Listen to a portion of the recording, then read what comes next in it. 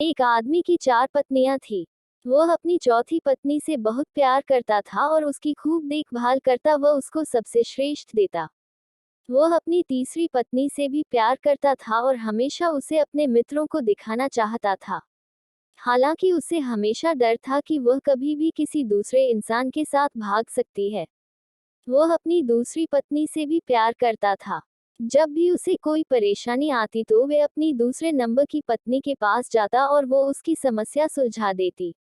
वह अपनी पहली पत्नी से प्यार नहीं करता था, जबकि पत्नी उससे बहुत गहरा प्यार करती थी और उसकी खूब देखभाल करती। एक दिन वह बहुत बीमार पड़ गया और जानता था कि जल्दी ही वह मर जाएगा।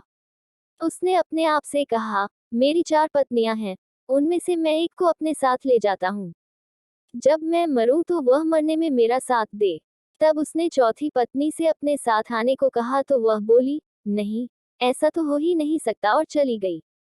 उसने तीसरी पत्नी से पूछा तो वह बोली कि जिंदगी बहुत अच्छी है यहाँ, जब तुम मरोगी तो मैं दूसरी शादी कर लूंगी। उसने दूसरी पत्नी से कहा तो वह बोली, माफ कर दो, इस बार मैं तुम्हारी कोई मदद नहीं कर सकती। ज्यादा से ज्यादा मैं तुम्हारे दफनाने तक तुम्हारे साथ रह सकती हूँ। अब तक उसका दिल बैठ सा गया और ठंडा पड़ गया। तब एक आवाज आई, मैं तुम्हारे साथ चलने को तैयार हूँ। तुम जहाँ जाओगे मैं तुम्हारे साथ चलूंगी। उस आदमी ने जब देखा तो वह उसकी पहली पत्नी थी।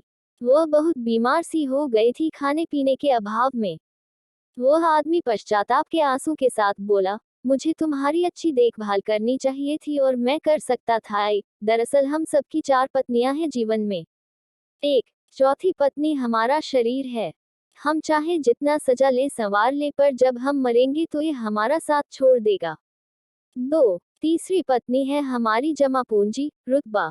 जब हम मरेंगे तो ये दूसरों के पास चले जाएंगे। 3 दूसरी पत्नी है हमारे दोस्त व रिश्तेदार।